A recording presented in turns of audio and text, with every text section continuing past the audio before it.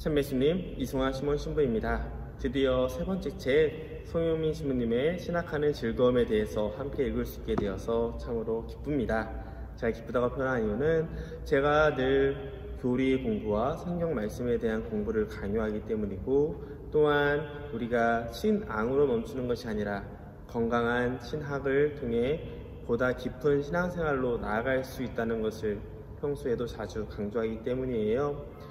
어떻게 보면 기초신학이라고 불리는 내 삶과 우리의 믿음을 연결시켜주는 이 영역을 사람들은 굉장히 어렵거나 철학적으로만 생각하곤 합니다. 그럼에도 불구하고 이번에 송영민 신부님이 쓰신 신학하는 즐거움이라는 책은 평신도들에게도 눈높이에 맞춰서 신학에 대해서 접근성을 낮춰줄 뿐만 아니라 내 삶과 신앙을 연결시켜서 더 깊은 믿음의 생활을 초대하기 때문에 이렇게 추천하게 되었습니다. 우리에게 있어서 건강한 신앙생활은 무엇일까? 어떻게 보면 단순히 성경 공부와 영적 체험만으로는 부족하다고 말할 수 있습니다. 왜냐하면 어떠한 체험이 있더라도 그것에 대해 스스로 질문을 던지지 않는다면 이내 흘러가는 과거가 될 뿐이고, 성경 공부 역시 내 삶과 연결이 안 된다면 머나먼 신화나 전설을 읽는 것과 비슷하게 느껴지기 때문이죠. 살아 숨쉬는 신앙이라는 것은 하느님의 뜻을 내 삶에 자리 잡고 내가 하느님과 함께 살아가는 것이 중요하기 때문입니다. 그렇기 때문에 건강한 신앙생활이라는 것은 하느님과 그분의 섭리에 대해서 진지하게 생각하는 것, 그리고 자기 신앙에 책임을 지는 것이라고 얘기할 수 있을 겁니다. 송영민 신부님은 신앙인들에게 자주 발견되는 두 가지 태도를 말씀을 하세요.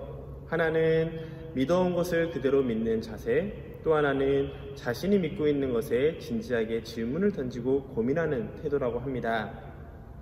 어찌 보면 늘 믿어왔던 것을 믿는 것이 편할 수도 있습니다. 습관화된 신앙이라고 표현할 수 있지만, 문제는 늘 하던 대로만 하다면 똑같은 성장을 이룰 수 없을 것이고, 성경 공부나 교리 공부의 필요성을 느끼지 못할 겁니다.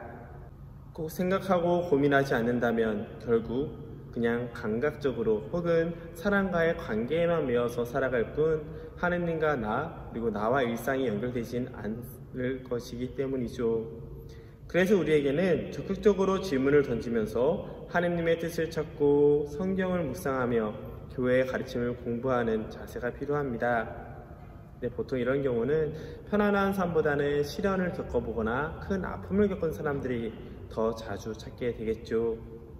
그래서 우리가 비록 아픔을 얻지 못하더라도 극심한 시련을 겪지 않았더라도 보다 건강한 신앙을 살기 위해서는 지금 나는 어디에 서 있고 어디를 향하고 있는지, 또 내가 믿고 있는 믿음에 대해서 진지하게 질문을 던지고 답을 찾아가는 노력이 필요할 겁니다. 믿음의 대상인 하느님에 대해 생각하고 믿고 있는 내용에 대해서 헤아리며 헤아림의 결과에 책임질 수 있을 때 우리는 참된 신앙인이 될 수 있기 때문입니다. 그런데 의외로 많은 사람들이 잘못된 세 가지 정도의 형태를 보여요. 하느님의 약속에서 나왔던 5가지 하느님에 대한 잘못된 이미지처럼 맹신과 근본주의에 빠져서 배타적인 신앙을 가지게 되는 사람도 있을 것이고, 내가 믿고 싶은 것만 믿는 선택적 믿음 혹은 카페테리아 믿음이라는 자세도 있을 겁니다.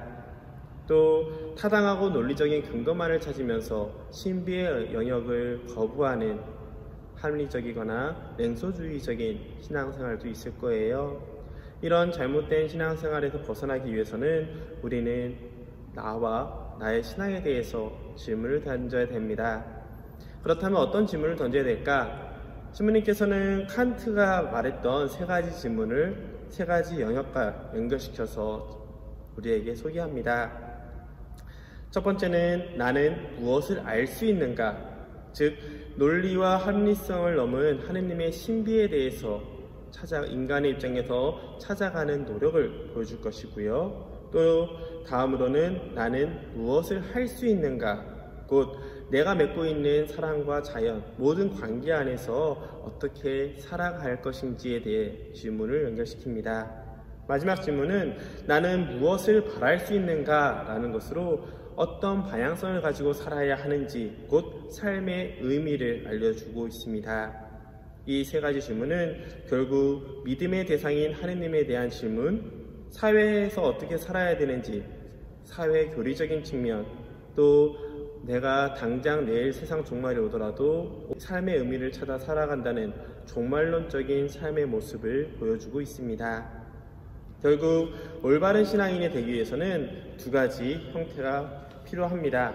하나는 내가 믿고 있는 신앙의 대상에 대해 묻는 내적인 성찰이고, 또 하나는 내 신앙에 도전하는 사람들을 향해 믿음의 확고함을 증언, 곧 외적인 증언을 해야 되는 것이죠.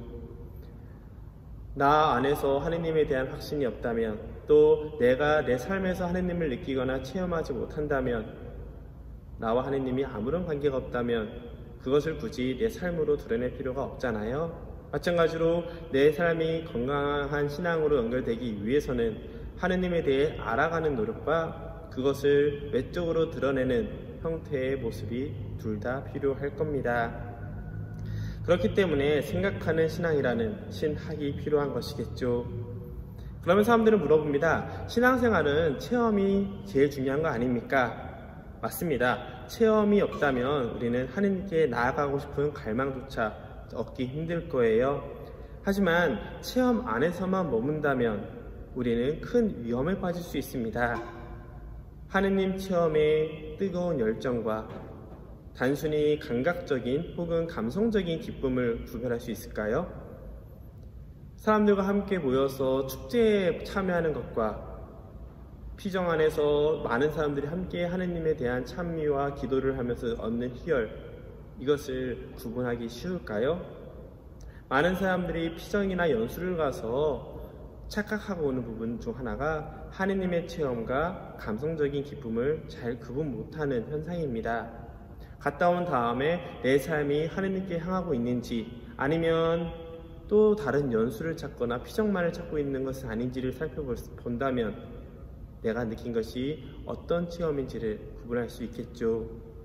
그렇기 때문에 하느님을 만나는 것은 어떠한 특정한 순간에서만 이루어지는 것이 아니라 지금 내가 발을 딛고선 내 삶의 구체적인 현장에서 하느님에 대해 묻고 하느님을 찾아가는 인생 전반에 걸친 피정이라고 표현할 수 있을 거예요. 하느님에 대한 체험과 하느님에 대한 깨달음은 주관적인 느낌이나 감정이 아니라 내 삶에서 만나는 사건들과 이야기들을 다시 성찰하는 가운데 생기기 때문입니다. 결국 채워지지 않는 인생에 대한 무릎 속에서 우리는 참된 진리를 깨달을 수 있는 것이죠. 불완전한 그리고 부족한 우리 나약한 인간이 완전하신 하느님에 대해서 온전히 알 수 있다는 것은 거의 불가능하다고 봅니다. 하지만 불가능하다고 해서 포기하는 것이 아니라 꾸준히 하느님에 대해서 찾아가고 내 삶에서 하느님의 흔적을 발견하고, 그럼으로써 믿음이 점점 커질 때 우리는 희망할 수 있고 지금 사랑할 수 있기 때문이에요. 내가 혼자만의 신앙 역시 중요하지만 공동체 안에서 하느님을 선택한 그리스도인들이 가지고 있는 신앙의 모습, 감각이 있다고 표현을 합니다. 이게 사실 이 책을 선택한 이유 중 하나인 신앙 감각이며 교회 감각이라는 것이에요. 교회 감각은 책에서는 이렇게 설명합니다. 가톨릭 신자라면 누구나 자신의 신앙이 교회 전체의 신앙과 결합되어 있음을 느낀다는 것이죠.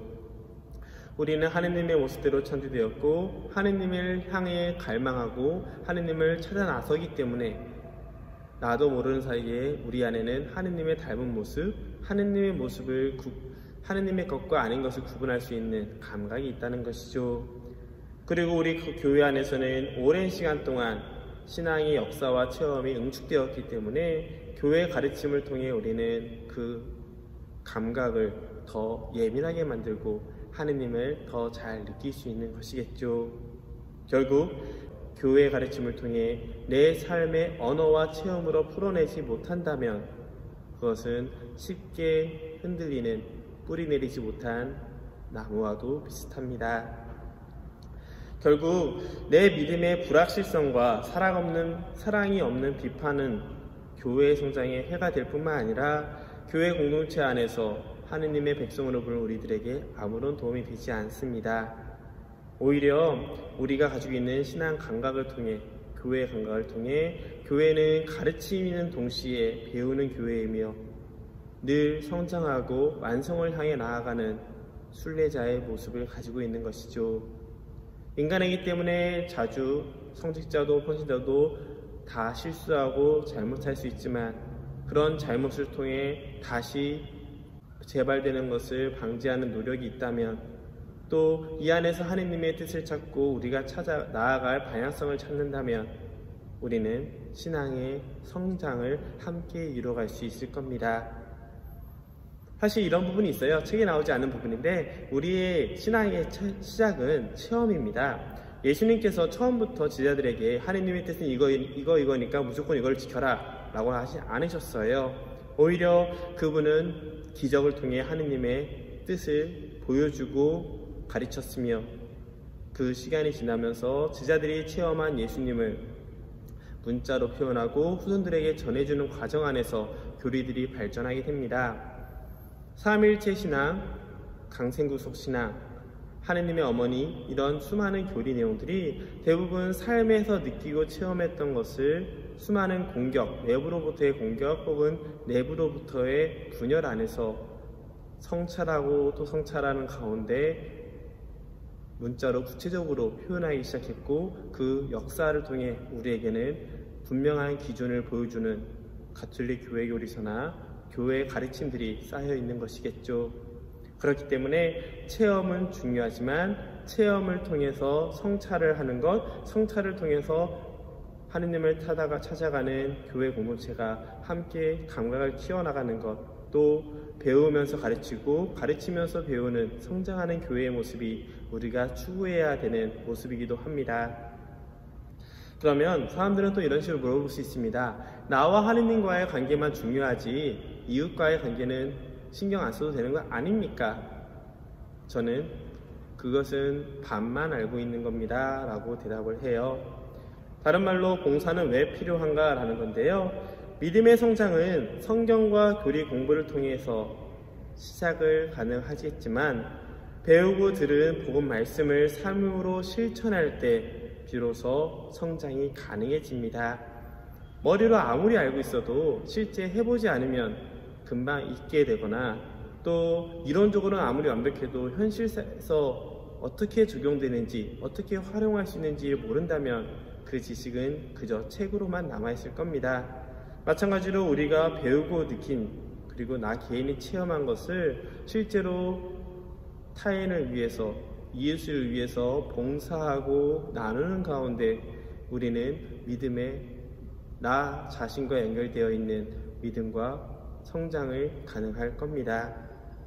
결국 봉사는 그리스도의 겸손과 희생의 정신으로 삶에 녹아들어야 된다는 점 잊지 않으시면 좋겠고요. 사람에게 인정받기보다는 하느님께 사랑받고 용서받은 경험 때문에 다른 사람에게 기꺼이 내어줄 수 있는 그런 마음이 더 우선시 되어야 합니다. 그렇다면 이제 신학, 생각하는 신앙이 왜 필요한지에 대해서 한번 이야기를 나눠볼게요. 우선은 몇 가지 용어에 대해서 우리는 구분을 해야 되는데, 첫째, 교리, 성경, 신학에 대해서 구분을 해야 됩니다. 교리라는 것은 신앙의 진리를 요합한 것이고요. 우리가 보통 세례를 받기 위해 혹은 견진성사를 받기 위해 등등 신자 재교육 차원에서 이루어지는 것이 모두 교리 내용일 겁니다. 성경은 하느님의 말씀이 담긴 책이에요. 그렇다면 신학은 무엇일까? 그것은 내가 살고 있는 현실 세계, 곧 내가 지금 믿고 살아가는 신앙의 내용들을 나의 언어와 나의 삶으로 표현하는 것을 말을 합니다.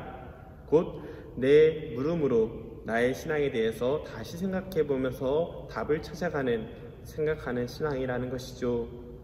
그렇기 때문에 신학은 세 가지 차원으로 설명을 할 수 있습니다.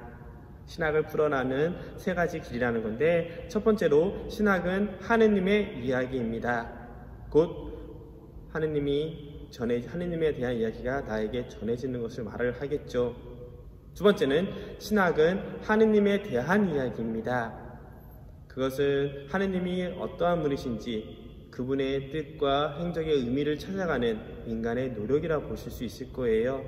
인간에게는 이성이라는 능력이 있고 철학을 통해서 하나하나 찾아가는, 논리적으로 찾아가는 가운데 하느님의 뜻을 발견할 수 있거든요. 세 번째로는 신학은 하느님을 향한 이야기입니다. 아무리 복음 말씀, 하느님에 대한 이야기가 나에게 전해진다 하더라도 그것에 대해서 내가 납득하거나 받아들일 수 없으면 소용이 없고, 그것이 내 삶과 연결이 되지 않는다면 굳이 생각할 필요도 없기 때문이겠죠. 그래서 신학은 하느님의 이야기이기도 하면서 또 하느님에 대한 이야기이며 하느님을 향한 이야기라고 할 수 있습니다.